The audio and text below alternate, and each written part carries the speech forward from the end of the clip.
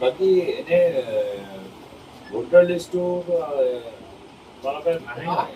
ৰঙাজান পঞ্চায়তৰ মই জিকিলোঁ কিন্তু এই নিতলীয় এটা উঠাই দিলে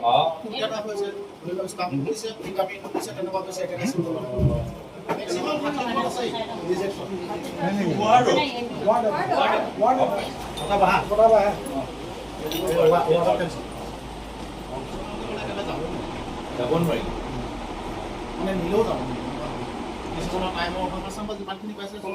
চাওক প্ৰথমতে হ'ল এইটোৱে হ'ল ৰাজনীতিৰ নিয়ম যে ৰাজনীতিত কোনো বিষয় বা কোনো দলৰ স্থিতি সদায় স্থিৰ হৈ নাথাকে ৰাইজৰ মন ৰাইজৰ মতামতো সদায় স্থিৰ নাথাকে আৰু সেইকাৰণে আমি সদায় কষ্ট কৰাটো উচিত আৰু যিয়ে হওক আজি ৰাইজ তিতাবৰ অঞ্চলৰ ৰাইজে পঞ্চায়ত নিৰ্বাচনত এটা ফলাফল দিলে কিন্তু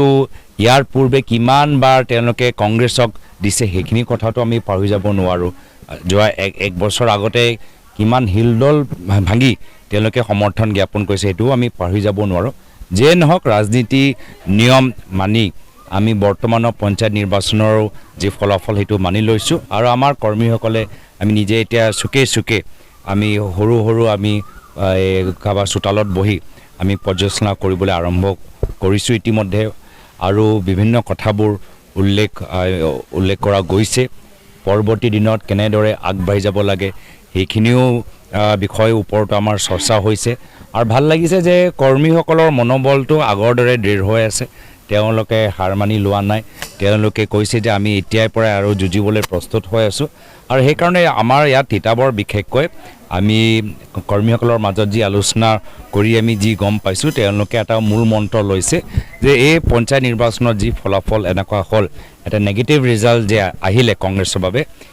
এইবাৰে প্ৰথম আৰু এইবাৰে অন্তিম